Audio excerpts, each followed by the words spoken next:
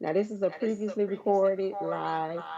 I got my first guest, I've been telling you I'm going to go live with somebody that's disabled so you can hear their story. So, the first person we got here, y'all can see, she's here. So, you want to introduce yourself? Yes, I am Kantrell. I am a bilateral above knee amputee. I suffered the loss of my lower limbs in the summer of 2014. I was critically injured in a car accident. But hey, y'all. Yeah, I'm so glad to have you join. Like, this is new for me, y'all. So, bear with us because we both new to this. So, I guess we can get into it. The first question that I got will be, can you share with us what happened during the accident and how it impacted your life? Um, sure. I really don't have much recollection of the actual car accident itself, being as though at the time I was driving under the influence. I just Mm, remember getting off work that afternoon and hanging out with some people that I call my friends. And then a few hours later, I left where we were to go to another friend's house, and I fell asleep at the wheel. That's what was mm, believed or written in the police report. And I hit a disabled car that was off the side of the road. So my car crossed over the lane and hit a parked car. And then the front of my car, like my motor, the front of it was banged up and landed on my left leg, um, which they had to sever or amputate at the scene. mm, 3 days later, well, they called the ambulance. They took me to like a small like rural hospital because where I was at was a country. There's no hospitals or anything out there. There's barely any houses at this area where my car accident mm, was. And then they airlifted me from there to Cooper University Hospital in Camden, New Jersey. And mm, 3 days later, my right leg was amputated because of low or poor circulation. mm. Okay. So, wait, what was the date that this happened? July 17th, 2014. Oh, So just over 10 years ago. that's heavy. Yeah, I That's mean, heavy. I guess not anymore, not as much as it used to be. When this first happened, it was very traumatic. At the time, I drove a straight drive because I had two vehicles. I drove a straight drive. My second car was a stick. I lived on the third floor of the apartment complex. I worked as a server. So everything that I needed to do required the use of my lower limbs. So it was traumatic initially, like very. And early on, I didn't even know when I was in the hospital that I had my legs were amputated. I found Really? out. Yeah, I didn't know at all. Mm, I woke up and I remember like my family surrounded me, and I was like, "What are y'all doing here?" I had no idea I was in a hospital or anything. They mm, had me so drugged up, um, and then I don't know, maybe like a month, maybe like 6 weeks into being in the hospital.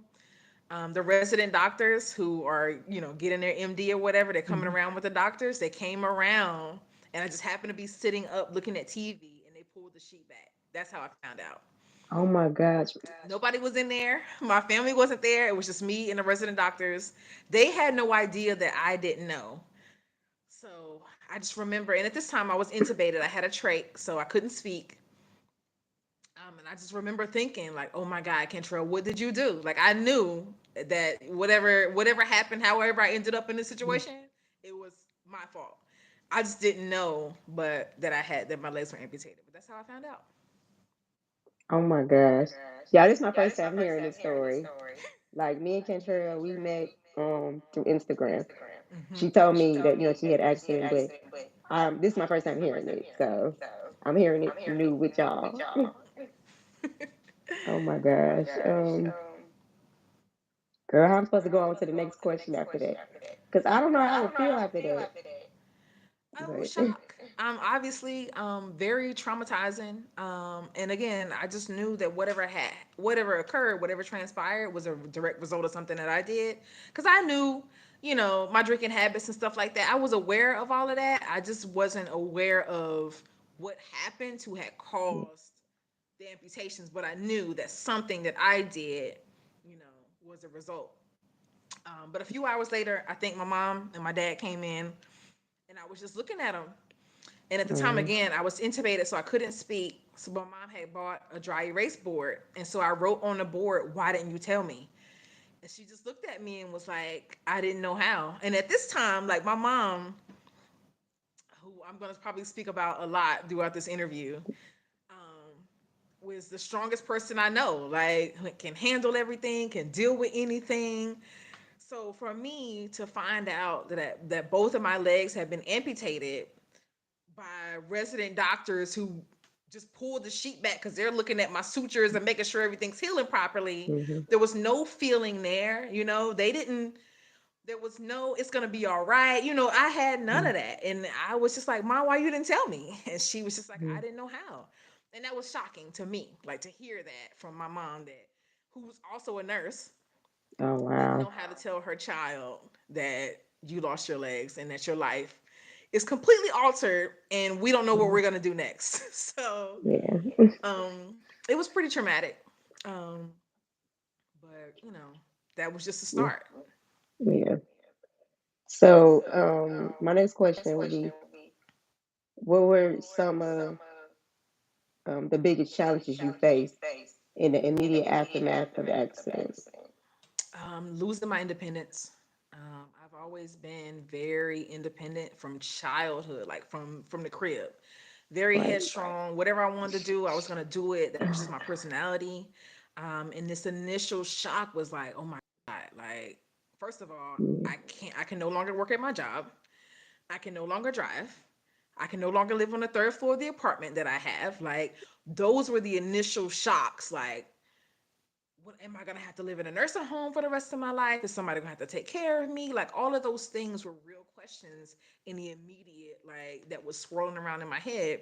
And then the lack of communication was also a barrier that was like, I can't even tell anybody how I'm feeling because I can't talk. So it oh yeah. was, yeah, it was, being intubated and having a trach, because mine was not a two-way speaking valve. I hadn't gotten that far yet. It was Okay. like I'm trapped inside of my head and nobody knows what's going on. All they can do is sit here, like they can see me crying, but they don't know what the tears mean.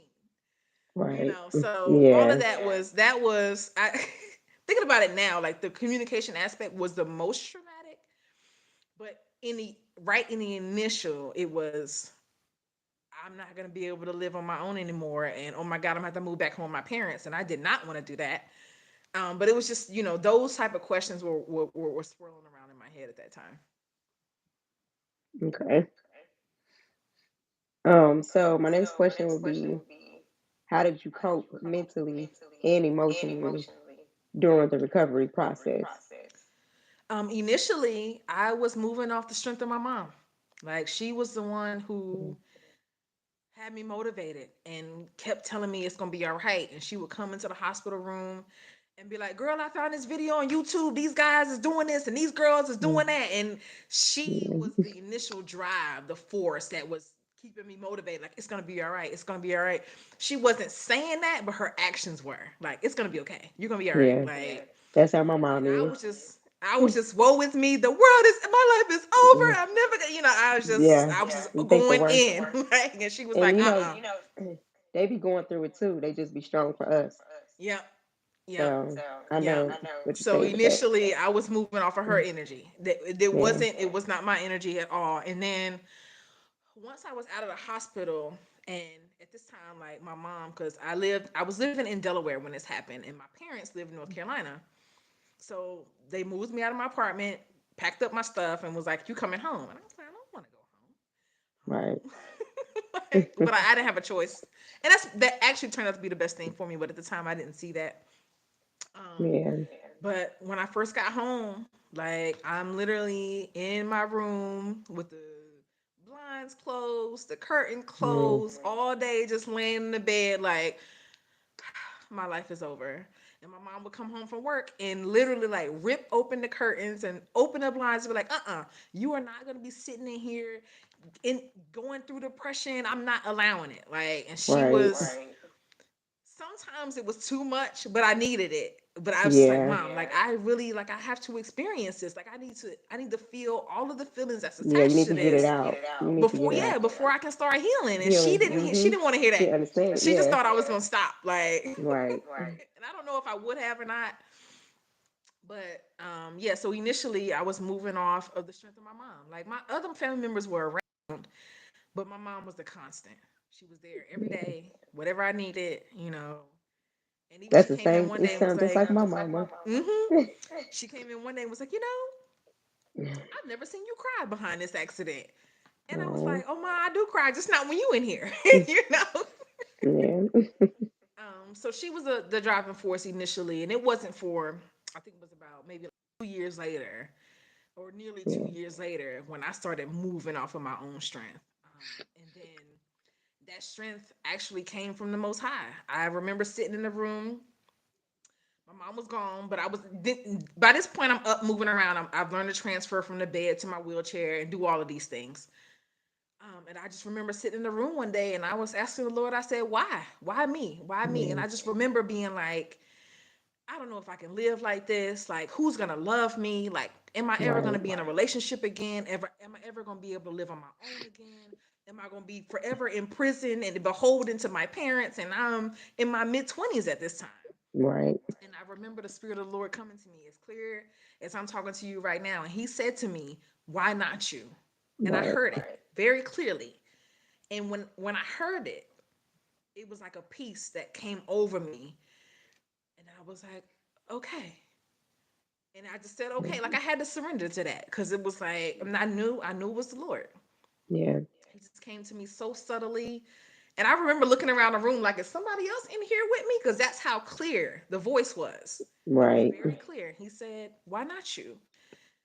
And then from that day on, I made a decision that, okay, your life is not over. You need to start Right. somewhere. You got to do something. And my mom came home from work that day.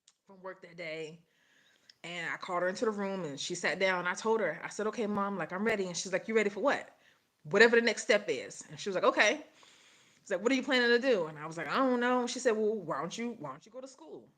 Get out of the house. We can set you up transportation. They can come pick you up, take you, blah, blah, blah. And Yeah. that's where I started. I started with starting at the community college, like just going to take classes to get out the house and get into the community and start seeing outside and getting not only myself used to seeing myself in the wheelchair, but other people getting myself to other people's responses to me in a wheelchair. Yeah. Because I was back in a little small town that I grew up in. Nobody had seen me for like 8 years, and then next thing you know, I don't have any legs. So, Yeah. but that's where I started. I started moving off the energy of my mom, and then asking the Lord why me. And then when He told me, that's when I was like, okay, you're gonna be all right. And I started moving from there. Hmm. I still have to tell myself that, like, girl, it's gonna be okay. It's not. It's not over. This is life. This is the Right. plans he have. Mm-hmm. You can do it, but it get hard. Yes. Yes, ma'am, it It does. still do. Mm-hmm. I mean, I guess my next question is kind of something you already answered. Like, what role did your family and friends, um, or your support system play in your journey? And you basically said like you moved up the energy of your mom, Mm-hmm. but like with you being back at home, like friends, like classmates, anybody, like or close friends, like that you just No, honestly, and nobody that was was a there. shock to me. No. Oh, Now, not even a one girl I person. grew up with, huh? I said not even one person. No, not really. Oh, I guess maybe like one or two people. But my hmm, mom was so ultra protective about what information got out about me. She didn't allow a lot of people in the house, and that was for good reason. Because now we see privacy concerns are all over the place, but at that time, that wasn't something that people were thinking about. Like if she let somebody come into the hospital room, no phones. She was like, "You're not gonna be taking pictures. You're not gonna be videoing. Like right, respect my daughter's right to privacy." And at that time, I thought like, "Mom, you keeping people away from me." And then she said to me, she said, "No, because the people who were around you were not your friends." I was like, what do you mean by that? And then she continued to talk and give me some wisdom as to why I should have known that the people that I was hanging out with weren't my friends. She was like, first of all, if they were your friends, why would they let you drive? They knew you were drunk. Why would they let you get into the car and drive away? I don't care. She was like, I don't care how much you were fighting back or whatever. You were drunk. They could have pinned you down, took your keys, all of those things that at that time I wasn't looking at it like that. I was like, Mhm. these my friends, they had become family, like people that I worked with, I hung Yeah. out with, stuff like that. But my mom was like, no. And initially, it was very harsh. I thought it was very harsh. Like, you're not gonna let these people come see me. And she was like, uh-uh. And so when I first got home, and then when I was in the hospital, my cell phone bill didn't get paid for a few months. So they Sorry, cut girl. off the I service. wanted to wear that a little bit. It's fine. Okay, go ahead. They had canceled my service, so I lost my phone number, so I had to get a new phone number. So that Mm, automatically cut off a lot of people because nobody had my phone number. So when I was first home, like first back home to the town I grew up in, and I started going getting out and about or whatever. One of my childhood friends, her sister lived around the corner, and she happened to see me one mhm, day, and so she stopped, pulled up in the yard, and I was like, "What's going on with you?" Whatever. mhm, And she was like, "Yo, like you still the same. Like I don't care about none of that. Like you still the same to me." mhm. Like, and I was like, "Thank you." And she was like, "No, for real." And then so a few other people that I grew up with, but we weren't friends. We were just Okay. people that I associated with when I was in school. Right. Okay. Um, but them saying that to me, first home that, and then this guy that he used to like me, like have a crush on me in middle school, and I would never give him the time of day. And I Mhm. happened to be passing him one day, and he stopped me, and he was like, "You still beautiful." He said, "I don't know what happened. Oh. You ain't gotta tell me." Mhm. He was like, "But you still beautiful," and I was just like, "Thank Oh. you." Like, yeah. Yeah. So, Oh. for people that I hadn't seen, and I don't know, since we graduated high school, it had been like 8, 10 years. For them initially to say those things was like the first instances of maybe this is gonna be okay. And then I ain't even gonna Yeah. lie. When all this did happen, I told my mom, "Get me a mirror. What's happening with my face?" And she was like, "Your face is fine, good. Cause listen, I can't be out here with no legs and have a jacked up face too." And she was Yeah. like, Yeah. "But yeah, initially, there were no, there was it was just my family." My mom, my step pop, my brothers were here in and out or whatever. And no shade to them. Like they have Yeah. families, they have wives and children. Like Oh. Yeah. so, and they live, a significant a distance away from my mom now. So I wasn't upset with them that they weren't around. It was just me, my mom, and my dad. Okay. So, the next question would be like, what have you learned about resilience, and strength since the accident? Sounds like a trick question. Honestly, I feel like when this accident happened, that I was prepared for it. I just didn't know it. Yeah. I had already gone through significant things in my life before this. Things that, I saw some of my friends go through similar things and they turned to drugs, or saw Mhm. some of my friends go through similar things and they turned to, sex addicts and stuff like that. Mhm. But that was never, those situations didn't break me. So when this came along, it was like, and then like I said before, at the beginning it was, woe is me, oh my god, I can't do this. And then when Mhm. the Most High came to me and said, why not you, then I was like, okay. And then the words started to come back into my mind, the remembrance of the scriptures that say, I knew you before you were formed in your mother's womb. So my life has already predetermined. He Mhm. know it already. It don't surprise Mhm. him. We be the one surprised because Yeah. we think we have all these grand plans, and then the Most High be like, "Oh, you think so? Yeah, I got something for you." Yeah. Yeah. And once I came to that point of acceptance, it was like, all right, like I started crafting a plan.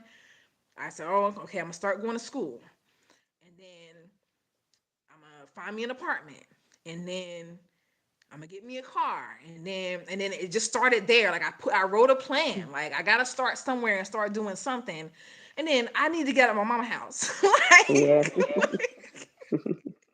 Like me and my mom, we great, but we're the same person. So two strong minds in the same dwelling, we can't Yeah. coexist very long together. And it's not that we like hate each other or nothing like that. Right. She's just I'm the strong woman that she raised me to be. So if we in the same area too long, it don't necessarily work out well. Yeah. So, yeah, that's how it just started. I just started small. But I really do feel like with everything that happened in my life leading up to this car accident, I was prepared for it. Like that God had already given me the tools that I would Right. need to utilize to get me through this. A Yeah. being leaning on him because that's what I had to do through all of the other circumstances in my life. We often think that we can do things in our own strength, but realistically, we need the most high for everything, even the Yeah. smallest things.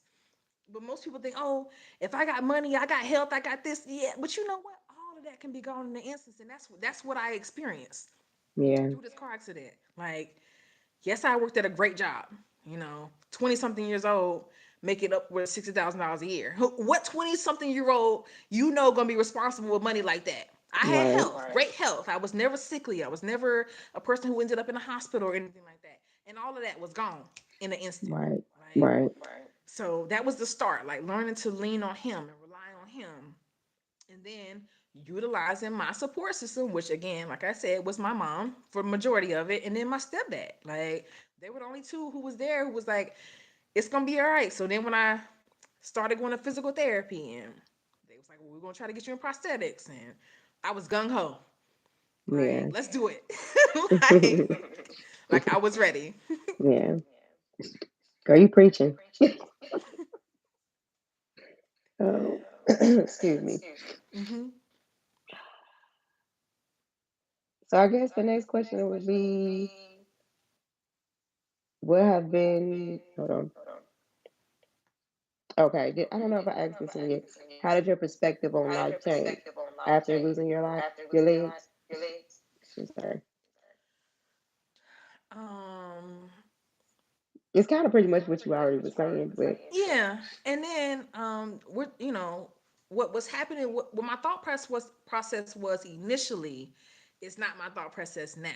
Like there's been a 10-year gap of me growing and learning and maturing and all of those things that have changed or shifted the way that I thought about it. Because at first right, it was like I said, woe is me, down on myself, like, oh my God, nobody's gonna love me. I'm never gonna get in a relationship again. I'm never gonna live on my own again. I'm never gonna be able to drive again. Like it was all of the things that I were not that I was gonna be able to have at first. And then going through this and then meeting other amputees in the community, like getting in touch with Hanger Clinic. And my first prosthetist, her name was Brittany, and she was also an amputee, ironically. And meeting my first physical therapist, Melissa, and meeting those ladies, and they was like, you can do this. And guess what? I know somebody who going through the same thing. And they put me into contact with people who had gone through this already. And yeah, some of them were younger than I, and some of them were older. And I just remember like gaining and gleaning strength from that to see that it might look different. Like the way I move is hmm, different, but I can still do what everybody else does. It's just a little bit right, different. And let's make sure these walkways and stuff is wide enough for me to get my chair through. Like, right, yeah, but I started developing a community of people who were a support. And even though everybody around me ambulated or were walking, um, they still were giving me like at those times when I would be down, and because I went through several bouts of depression following this. Like I didn't, the finished product that I am mm, today is not what I was at the beginning. Like I really right, was, it really was trying. Like I went to see a professional, I went to see a counselor, psychiatrist. I was like, I need somebody to help me because this I can't do by myself. right, So I started building an infrastructure and a support system through people that I met who kept encouraging me and keeping me motivated. And then, going to church. And I will never forget the day I first walked into the church using my prosthetics. Like, service stopped. And at that mhm, point, I was the third person who had come back to church who had gone through something that year. And we all three came that same Sunday. Like, it was just things were happening that was letting me know, like the most high was giving me clues, like, or breadcrumbs, like, you're gonna be okay. I got you. You just gotta trust that whatever road I got you on, at the end of it there's something great. Now this question is not really on here, but Mm. Wait, mm. Well, I guess I'll just wait to question the next question after this to ask my question. Yo, ask your Outside question. of We're having a conversation. What do you want to ask? Go ahead. okay, so like you said you had prosthetic. Mm-hmm. Um, did that like feel like funny or different? Like, Yes. cause Yes. I mean, I just couldn't imagine like living life like without your limbs, Mm-hmm. So did you kind of have to like adjust to like using them like to make them like they're your legs as much as possible, basically. Like, okay. Yeah. My physical therapist and also my prosthetist, or the person who constructed and built my prosthetic legs, they told me like it's gonna be hard and it's gonna Mm, be challenging. It's gonna be difficult because what happens is you have to retrain your brain. Like my brain was used to using my natural limbs, and mm, not necessarily having to think about the slant of the terrain, or if there are rocks, or if it's mm, wet. All of those things. Like, people who get up and ambulate, they just put their feet on the ground and go. They don't have to think about it. But right. because they aren't my natural legs, my brain is like, and then not even just that, there's a trust factor that had to be established within me. Like, to be able to trust that if I plant, it's gonna be all right. So that was a process. Um, I used a walker for about 2 months, maybe. But the good thing about it though is my parents have a house with a big yard in the back. So my dad was home a lot. He'd be like, "Baby girl, come outside and just walk on them legs. And if you fall on the ground, it's gonna be fine because it's grass." And he was saying that, and I was like, "Dad, Yeah. I'm scared." And he was like, "Well, Yeah. like a baby. They when they fall down, they get right back up and keep going. Like Yeah. we as adults, our brain is like fully formed to the danger of falling and stuff. But when a toddler Hmm. learning to walk, they just be wobbling and Yeah. falling, and they don't care. That was the kind of level that I had to go back to. Like literally go Yeah. back to, if you fall, it's gonna be all right. But it was Yeah. scary. Oh So man. I would first start out, practicing walking and stuff in the backyard in the grass, and then walking around the house, places that felt familiar. And then in the house, it was easier because there was more things for me to grab onto. Like if I started to get my balance started to get unsteady, but outside in the grass, there was no. It was retraining my brain to learn how to shift my weight and all of those things, which were beneficial, very beneficial. Okay. So like, did you have a lot of falls? Initially, yeah, yeah, but that Oh. was just a trust thing. Okay. Um, and then I went. My physical therapist was like, "Hey, I forget the guy's name, but Kevin something. He's like very well known around the amputee community. He's the guy who made Winter the dolphin her prosthetic tail. I forget his name. Kevin Connor, Kevin something. She's like, he's gonna be coming to this region. They're putting on like a little small amputee clinic. I want you to go. And I'm like, I don't have a ride. Like my parents work. I don't know how I'm gonna get down there. And she was like, you know what? I'm gonna take off and I'm gonna take you.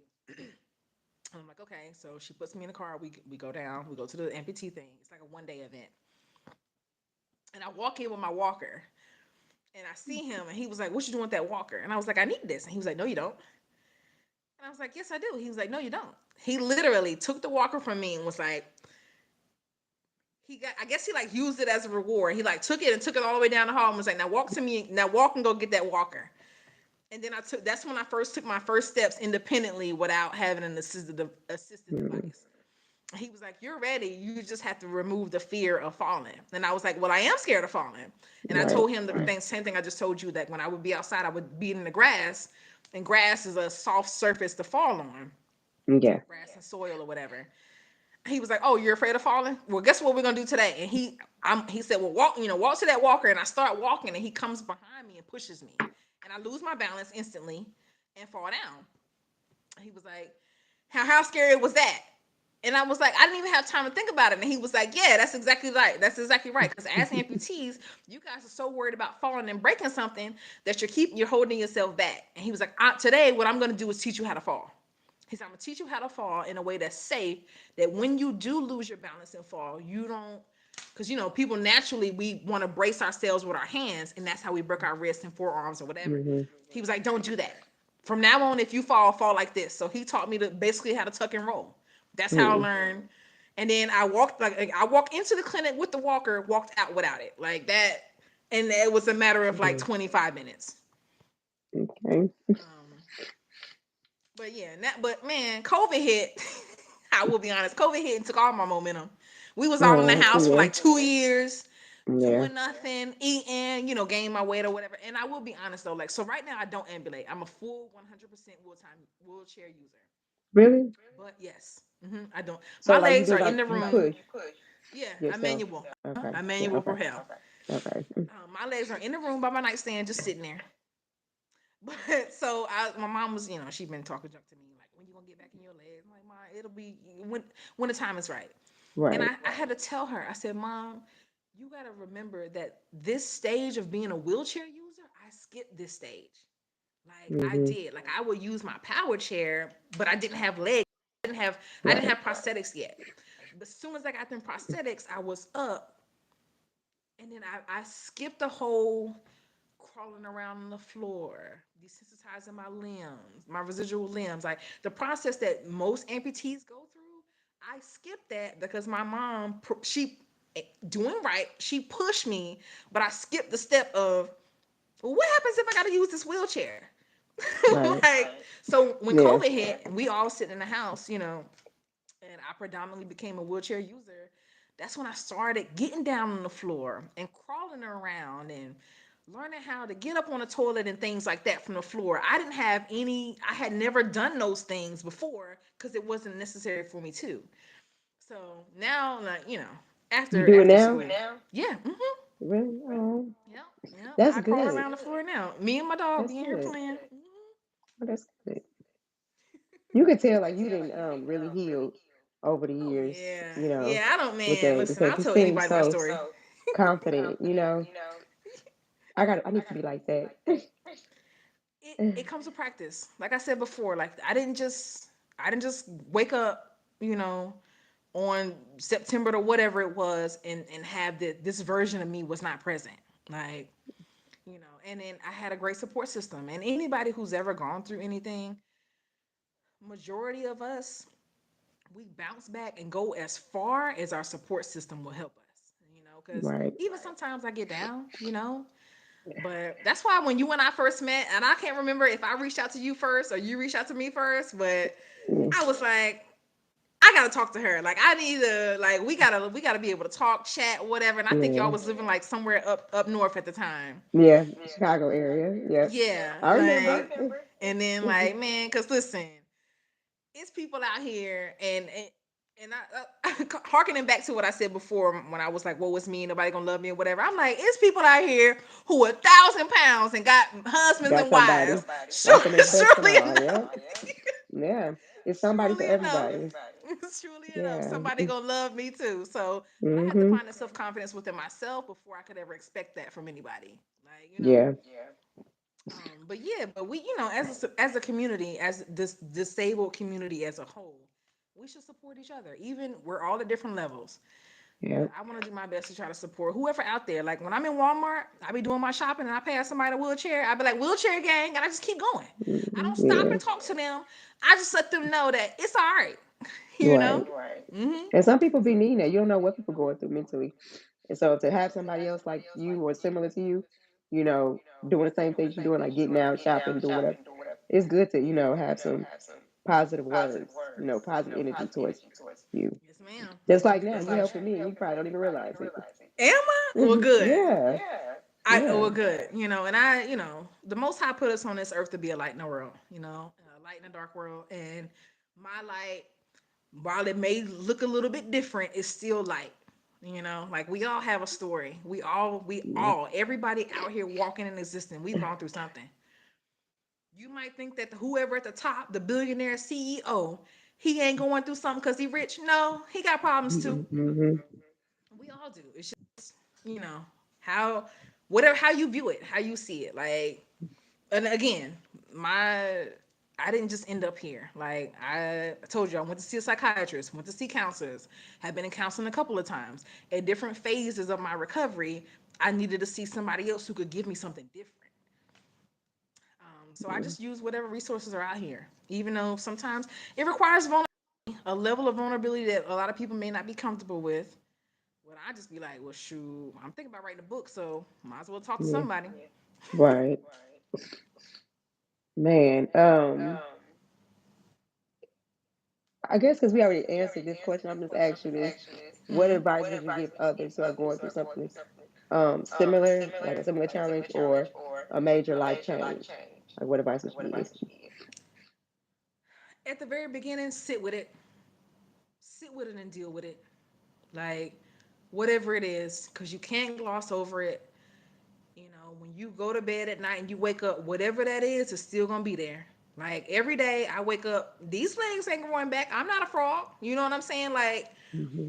and honestly, I'm not sure if that would be something that I would want because I don't believe that I would have reached this version of myself had it not been for this car accident. Like I really do believe that the Most High literally had to sit me down physically for me to be able to hear from Him, for me to be Yeah. able to get on the right track and do what He called me into this earth to do. Because if not, I would have probably still, well, I can't say right now, but I probably would have still been out there hanging out and partying for 5 more years and then like, all right, now I'm ready to get my life together. Right. You know, like, but my first step, the first thing I would say is to sit with it and deal with it and begin to make peace and heal.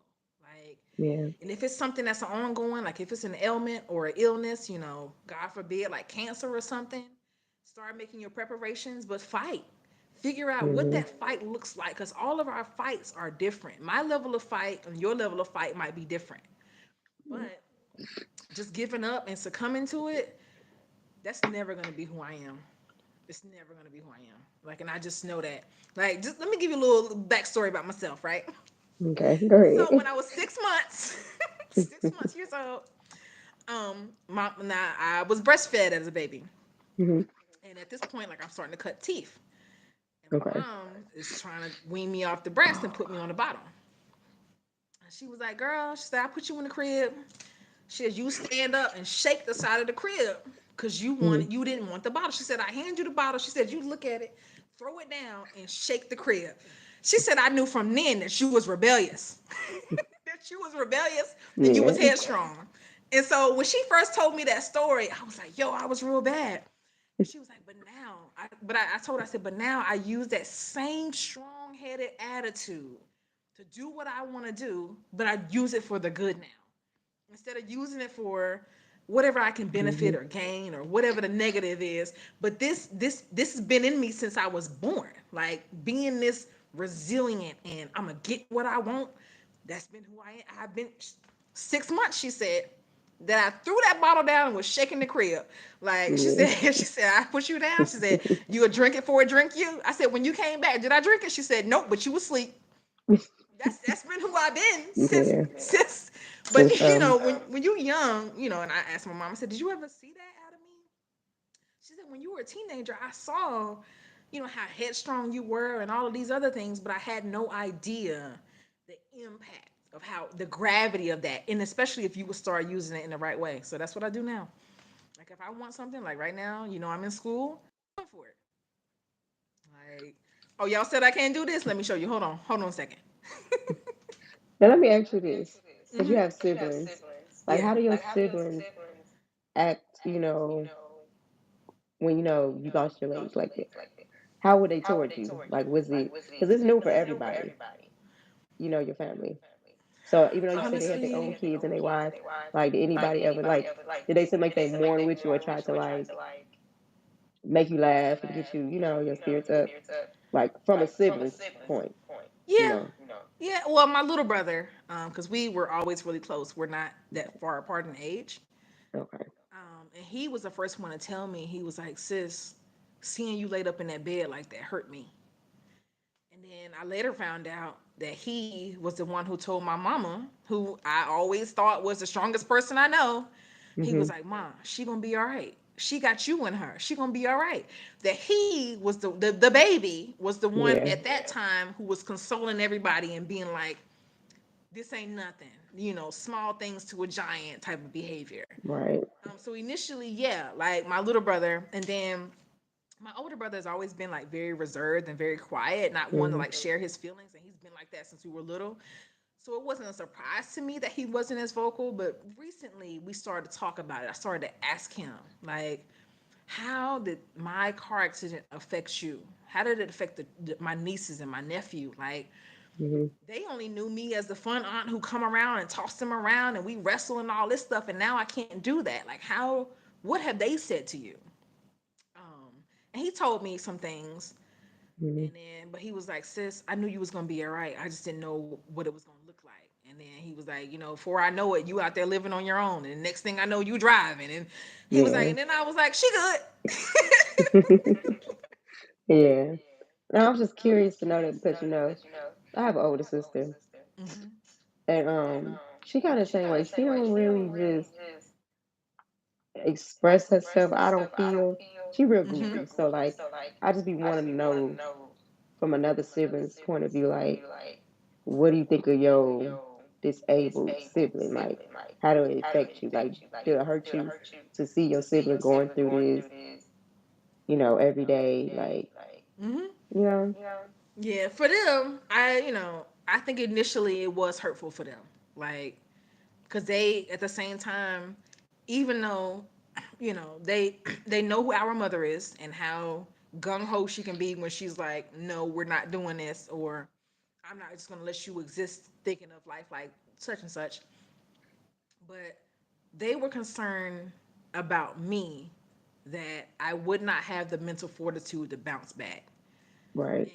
But I didn't know that for a while. They didn't tell me for a while until I was starting to bounce back, and then they was like, Right. "Yeah, I was worried about you," because men handle things differently than women. Like, they Mm-hmm. process differently, and I noticed that out of my stepdad, and then with my brothers. Like, I'm like, why are y'all like being weird? And they was like, we don't know what to say. When I don't want to say the Mm-hmm. wrong thing, and us women, we just get to talking. Yeah. So That's understandable. yeah. But sometimes you be So wanting to know what they think, what's like, going through their mind, you know? yeah, yeah. I used to ask, and at first it was nothing. They would just shrug it off, Yeah. and then I just kept asking. Like, I'm your sister, who you saw last year, who was we went on family vacation, we at the beach, and now this year we ain't going nowhere because I can't access the beach in a wheelchair. I want to know how this affected you. And my nieces and nephews and all, they were too. I think they were too small to recall it. Mm-hmm. So for the most part, you know, the majority of their life, they've only seen me as disabled. So, or I can't Right. say disabled, but without my lower limbs, because I'm definitely not disabled. That's just like my little nephew. That's all he knows, me being in a wheelchair. Hmm. So And they don't I mind. understand that. That's what I love No, about children. They don't. They're the so, innocence, they don't. Yeah. and they adapt well. Like, and they Mhm. come straight asking questions. Like, when I was Mhm. in my most recent clinical placement, the kids used to be like, I would just come in icebreaker. First session I met them, like, hey, you got any questions? Ask me. Don't ask her, don't ask him, don't ask them. Ask me, because I'm the only one who can Mhm. answer your questions. Like, this is my Right. life. You can ask somebody, and they might know a little bit, but if you want the truth, if you want to know how I do things, ask me. So when I Right. first started working with the students at the beginning of the semester, and I had a group with a couple of black boys or whatever, and then I told them, I'm like, all right, y'all, at the end of the semester, I'm gonna take you out to my car. Cause how do you drive? You live by yourself? You got a boyfriend? Like, asking all that stuff. But they're kids, they wanna Yeah. know. Yeah. Like, you cook for yourself? You clean your clothes? How you take a Yeah. shower? They want to know all that. Yeah. So I told them, like, yeah, I do it all. For real? Like, My nephew yes. haven't got to that point yet. Like he's only 4, so he hasn't gotten to like ask why you in a wheelchair or why do you have to do this. He just want to help. That's it. He just want to help. He called my wheelchair today a car. Talking about some let's race on his. He was on his scooter. Telling some I race you your car in my scooter. I said it's a That is wheelchair. so No, it's a cool. car. Right, but he love you regardless. He don't care. Yeah, he do. Like, He and he don't do. see you as any different. Cause again, Mm. that's all that he know. Like, I went through a similar situation with my goddaughter. I got her during COVID Hmm. because she was born. Ironically, she was born. 2 weeks before my car accident. Okay. So I was at the hospital, saw her born or whatever, took pictures and everything, and then boom, I'm in a car accident and didn't see her for like a year. So, once I started getting better and I started traveling or whatever, then I was like, hey Jay, like you want to come down to the house and spend, some time with me? And she's like, yeah. So I go get her and she come down to the house. Now it's during COVID, so that everybody's doing school and distance learning. Hmm. So she gets on the little tablet, she log into her little thing and she eating her little breakfast or whatever. And everybody was like, well, where you at? Because they can see that her background looks different than her Hmm. house. She was like, I'm at my godmom house, like with all the sass and attitude. And I'm like in the hallway listening to her. And she was like, and my godmom ain't got no legs. And all the kids go, and she's like, don't do that. Cause she can drive and she live by herself and she don't need no help. I mean, and I was in the hallway cracking up like this girl. But this is all she's ever That's how known she from knows. me. Like, Hmm. yeah, so it's That's normal funny to and it's her. cute at the same time. Yeah. Because she's like, don't do that. I see her every day. Or I know her. She is independent. Don't do that. When she got off that thing, I said, Jay, why you tell them people that? I said, they wouldn't have been surprised had you not shared with them I ain't had no legs. You had to tell them that. She's like, well, but she's like Yeah. 7 at the time. Right. Um, so she just thought, she think it's the greatest thing ever, and again, this Yeah. is all she's ever known. So when I go pick her up or whatever, she hop in the car, she ready to go. So, Okay. I'm gonna ask for this question. mm-hmm. What looking ahead, what goals or dreams are you working towards now and how do you stay motivated? Right now, I am in the process of getting my master's degree. I am Mhm. in my going into my last semester. You go, I'm girl. getting. Thank you, thank Yeah. you. I am in my last semester of communication sciences and disorders, so I'm in school to be a speech language pathologist or speech therapist. And in the next 4 to 5 months, I will have my master's degree and be in the next like month or so sitting to take the national test to become a clinically certified speech language pathologist. So that is what's on the agenda for the next few months is finishing grad school and becoming a speech therapist and giving back people, giving to somebody else what somebody gave to me, the gift of communication. Yeah. And I didn't even, people always ask me, how did you get into, and again, like, just to bring it full circle. Remember, I told you that the Lord had already put this in me before I even knew it. Like Hmm. put laid the building blocks of resilience and confidence and all those things. When I was little, my little brother, I used to translate for him because his speech was jacked. But we talked all the time so I could understand what he said, right? Yeah. Because we were that close. Yeah. So my mama would be like, "Hey, come here. What your brother say?" And I was like, I'd be like, "What you say?" He would tell me, and I would translate for him, and I would tell our parents what he was saying. So full circle. Now I'm getting ready to do that as a career. Is helping people be able to Was part of communicate. that because you had the trach as well? Like, No, I didn't. I and you didn't have couldn't a trach speak? until my car accident. No, I'm saying no. Is that part of the reason why you want to become Oh a speech yes, therapist? Because like the yes, communicating. Okay, yes. yeah, But my speech therapist, girl, all she had hmm to come in and do is evaluate my swallow. She put her yeah. hands. They have you I swallow swallow. like a granola bar and stuff like that. Yes. Mm-hmm. Yeah, that's Mm-hmm. what I So had to yeah, do. that's what it is. It's you. They give Yeah, you levels. It's called thin liquid. So they give you like water. yeah, They'll give you like a macerated something like applesauce, and then something like regular like a granola bar. Yeah, like and yeah, I didn't know that that's what that was at the time, but that's what it is. yeah, That's what we're yeah. doing when we come to evaluate your swallow. We want to make sure that everything is going in and going down right, so nothing's going Right. into your lungs. Yeah. And I was annoyed because I was like, I'm ready to eat. I'm hungry. I'm Hmm. thirsty, and girl, you Yeah. ain't for people out there, you ain't never wanted water ever as much in your life unless you can't have it. Right. Oh gosh, that was me. Back in 20, 2009, 10, when I Mm-hmm. first got the trach, and I couldn't eat for a month, drink nothing. They had to put the little cotton swab where I could just taste stuff, but I could not swallow nothing because they didn't want nothing to get in my lungs. So, girl, when I tell you that was the most frustrating time, Yes, I ma'am. was so hungry. Oh my gosh. Yes. Yeah. So, they would get mad at me in the hospital because they would swab me and I would bite down every time. They'd be like, "Don't bite Yeah. down. Huh? Nah, Try to I suck don't on. care Yep. what." Yeah. Y'all can be mad Trust at me, I me. My know. mom be like, and don't choke. And I'm like, I can't control my choking. Like, but whatever this is, if it's wet and you just put it in my mouth, I need that.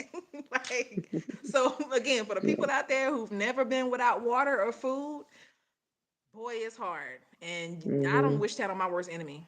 Like, Mm-mm. I can hate you to hell and back, but not being able to eat or drink, I would not wish that on you because it's hard. It's hard. And then seeing other people doing it, it's just like, Mhm. Yeah. This is another question. hmm. Because I'm nosy. Okay, that's So cool. like, are you dating now? Yes, yes, Like I how am has dating dating. been? You are okay. So how Yes. that's been like when you meet somebody new, you have to tell them this, like explain this, or And now like we live in the 2020s now, where most meeting people is via apps, and I can't stand it. I hate it right, because if I meet you out, I don't have to explain, explain it. and I Yep. don't have to be like, what type of language should I use? Should I say I'm a bilateral above knee amputee, but I live on my own? Should I say I Mhm. use a wheelchair, but I drive? Like trying to figure out. Oh, I hate that.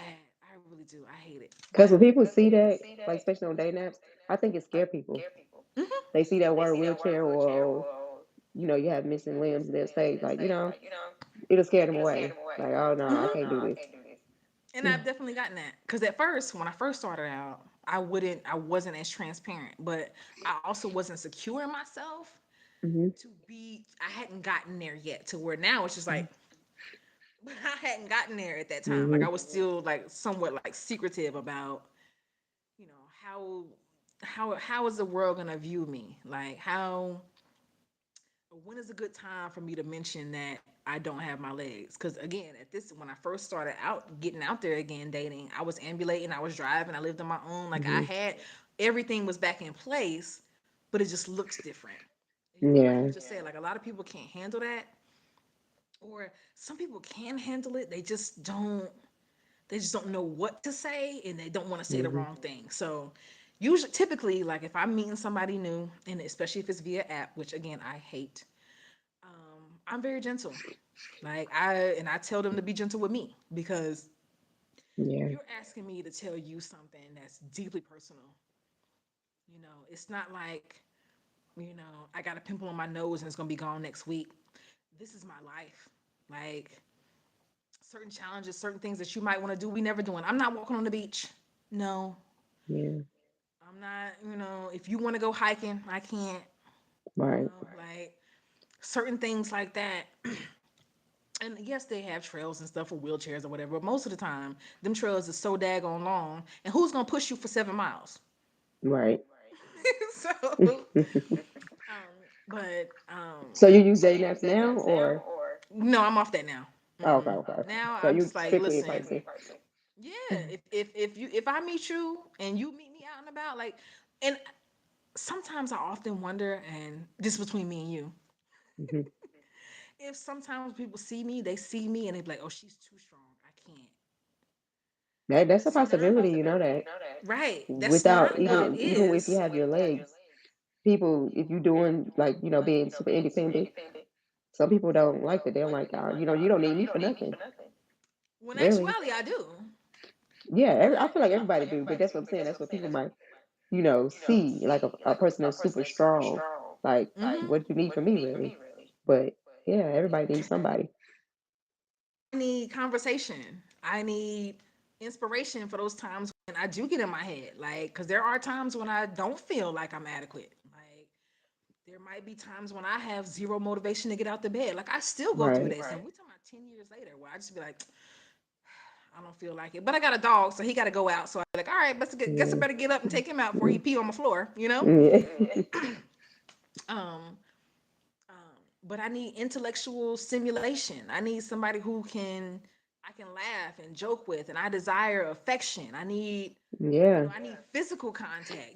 Somebody to hug me or hold my hand, and I can do. My parents can do that, but it's something different when It's you're different when, yeah, yes, with a yes, like romantic it's partner. Yeah. Yeah. like I need those things. I desire those things. But most of the time, like there's been a few people who I've run into and guys would be like, "Oh my gosh, like you doing a damn thing," and I'd be like, Mhm. "Yo, like it's because I don't have a choice." Because sometimes Yeah. it literally is I don't have a choice.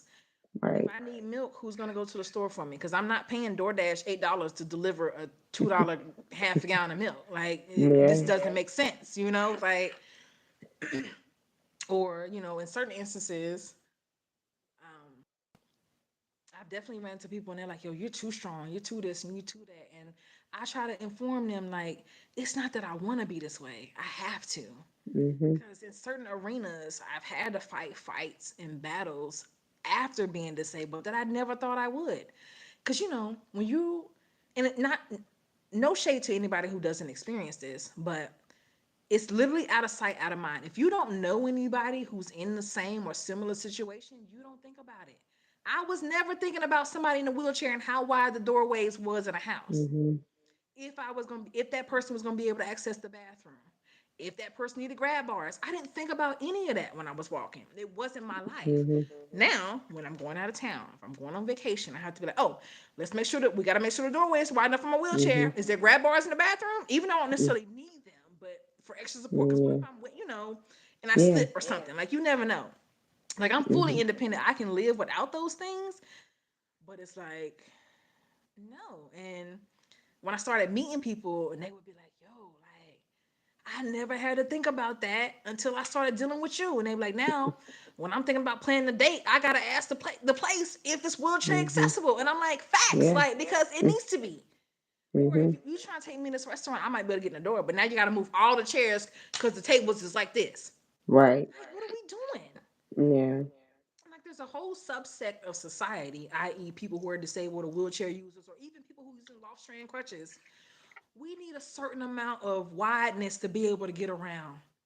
And Yeah. then y'all, if y'all want to continue to cut people like myself out of society, we're gonna go in the house and then we're gonna just die. And I've met people like that who, when they saw me, they was like, "I saw you and you inspired me to get out the house." Yes, please. There's life out there. Mhm. Don't just be sitting up in the house eating and gaining weight because you want some. Ain't nobody gonna love me. I have nothing to contribute to society and all this and that because nah. I done had a few relationships post car accident. Now the one Mhm. I'm in now, the best one Mhm. yet. Like we understand each other on a level I didn't ever know I was gonna ever experience.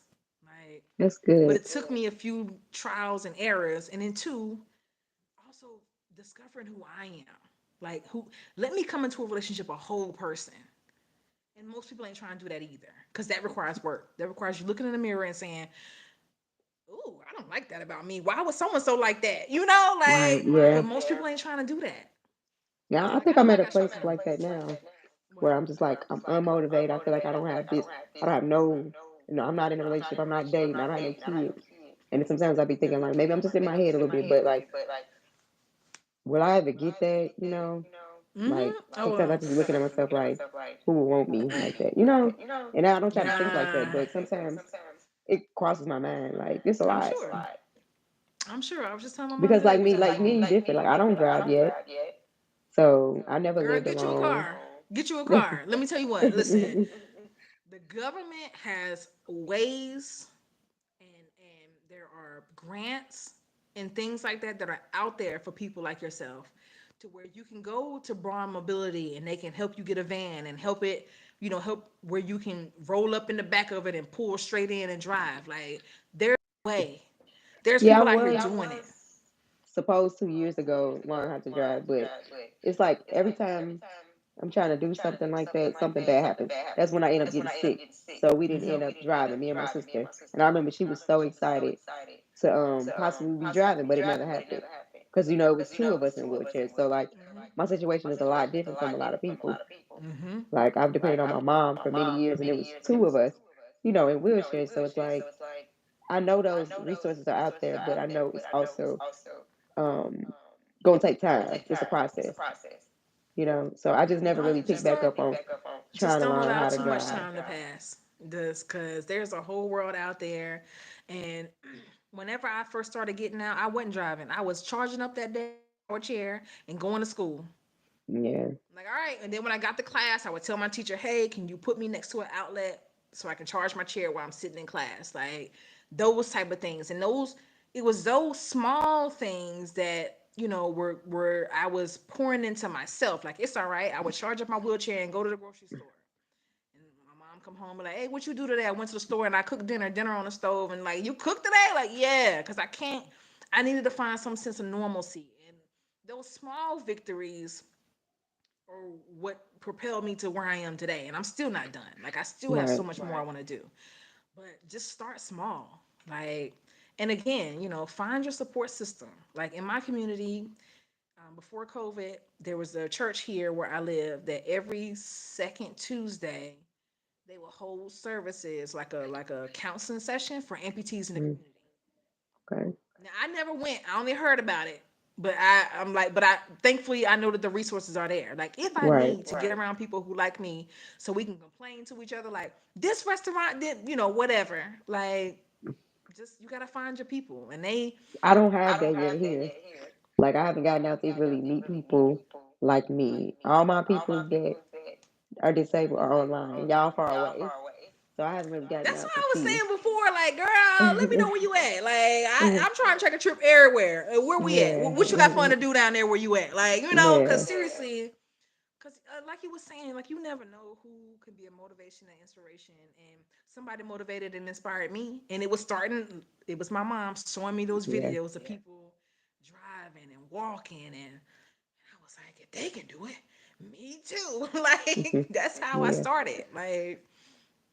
And Yeah. then physically, once I was able to start getting out, I started formulating those relationships and those connections.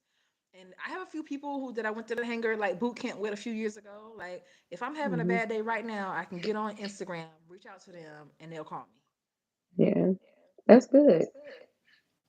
I mean, I done met some great people online, but it's never like y'all close enough to be, hang out I with get me. it. All I my get it. friends that's disabled really is online. And like I had a sister who was disabled, but she's not here no more. But so it do kind of get lonely Mm-hmm. to a certain extent. But then it's kind of like maybe God is like kind of isolating me to really find out who I am and what I want out of life. Mm-hmm. I just feel like it's just, you know, my life, like, I'm just trying to find my way, basically. I really still don't know what I want to do. So, like I'm saying, this conversation right now is really helping me. Mm-hmm. So, And that's why we was talking last week. Like I know my life is like kind of hectic and stuff like that, but I will set aside time, like, because when I first got home, I thought that's what I was like. Oh, I want to be a motivational speaker. Had no idea yeah, what that looked like, felt like. Like right, I've always been like around my friend groups. Everybody would always come to me and ask me for advice, and I used to laugh at them like we the same age. I don't know just as much as y'all don't know. right, I just implement and use common sense and critical thinking in areas where y'all just be making decisions. That was usually the only difference between them and I. But obviously, I didn't have all of my stuff together. I allowed myself to get drunk and get behind that wheel. yeah, So I still make bonehead decisions. Of course I do. I'm still human, hmm, right?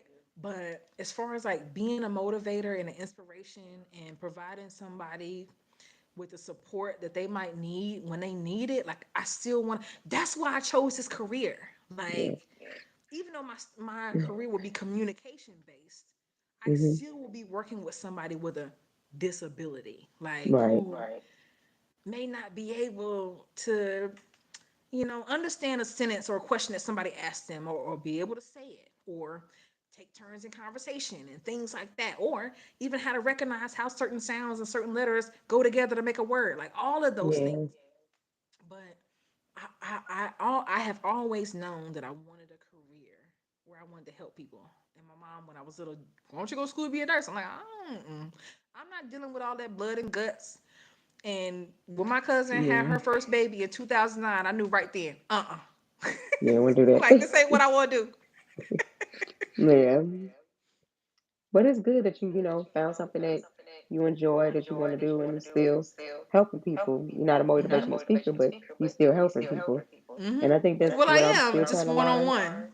Yeah, Um, well, not necessarily one on one, but maybe even small groups because I think I want to work in the yeah, schools, but still, but yeah, that I'm able to affect someone's life in a positive way, and then low key for those little black girls and black boys, they don't see us.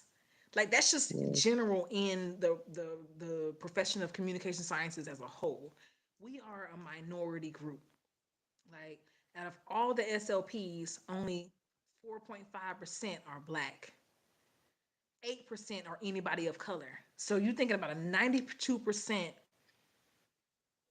of the of the careers dominated by white professionals and mostly white Yeah. women. So Yeah.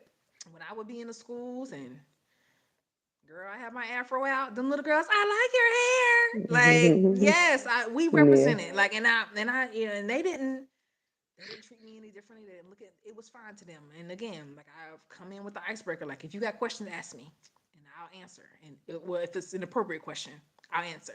Like, Yeah. cause y'all need to know that you can do it. I do it. I do it differently than everybody else. And I can't Yeah. stand when it's raining outside, but I do it. Yeah. But this was a good interview. I enjoyed it, hearing your story. Like I was telling everybody that's gonna see this video, this is my first time hearing all of this. This Mm-hmm. I'm new to this, so this really helped me, and I hope that this helps somebody else, like to come across this video. So, Yes, me too. And um, anybody who out there who might be struggling with whatever it is, if you're even if your disability ain't physical, if it's mental, if it's emotional, mm, like figure out whatever resources are around you that are positive, whatever people are around you that are positive that are going to pour into you and not take from you, because that's what the society needs. More people who pouring into each other instead of yeah, everybody trying to take advantage of each other. But figure out your core group, and I don't whatever your religion is, with whoever you believe in, lean into them and just keep moving. hmm, Like, that's all you can cause do. yeah, Don't give up, yes, because I don't. mean we're gonna leave here anyway. You might as well just deal with it while we're here, because we ain't gonna be here forever. Yes, that's why I keep trying to tell you. I keep trying to tell you, girl, if you don't get out here and find your life, it's out here. Girl, I'm trying. Like even if you don't know what you want to do in school right away, because I didn't know right away. I just started going to classes and was like, I do something. And I Right. graduated with I started at the associate's level. I went 2 year school first. Got my associates and still didn't know what I want to do. Honestly, I'm at the last week. I'm getting ready to graduate like 2 days, and I was in the library studying for a chemistry exam. And the librarian, who I was really close with at the time, she came up and she was like, "Well, Kantrell, what you doing after this?" And I was like, "Mm." And she's like, "What do you mean? You about to get your associates? Are you going on to a university?" And I was like, "I don't know. I don't know what I want to do." And she said to me, "Well, what about speech therapy?" She said, "Didn't you tell me you had a speech therapist when you were in the hospital?" And that's when the aha moment. Yeah. Like, and then again, like the Most High started calling back to my remembrance how I used to help translate for my brother and my experiences in the hospital and all that. And I was like, I'm gonna look into that. I looked into Yeah. it, applied to school, got accepted, ain't looked back, That's good. and it's become a That's really passion. good. Mm-hmm. So just now everything's available online. Like but for you, my recommendation is if you can get out and go to campus and get outside, do it because that's I what don't think helped I me. want to do that. I'd rather do it Why? online. I'd rather do it online. But how It's you just gonna too meet much somebody, because girl? I'm. How you gonna That's meet the somebody thing. in the house, I know. online, I on know. Teams, on Skype, on whatever platform the school using? You I don't see nobody know. but from the neck up. I know. That's. I What if know. that man? What if that man 4'2" and you don't want no short man? I know. I know. I know. I done got so used to being, I guess, in the house and stuff. So it's Mm-hmm. like become normal. Even though I want somebody, I just be like, maybe another time right now, since I still don't know what I want to do with myself. You But gotta like, try. You gotta find something, girl. Because let I me, done tried like I college said, twice now, so this will be a third just time. get If your gen ed credits out the way. I can't do that, yeah, Yeah, and then when you decide, okay, this is what career I want, then those credits should transfer to the university and you go get your bachelor's.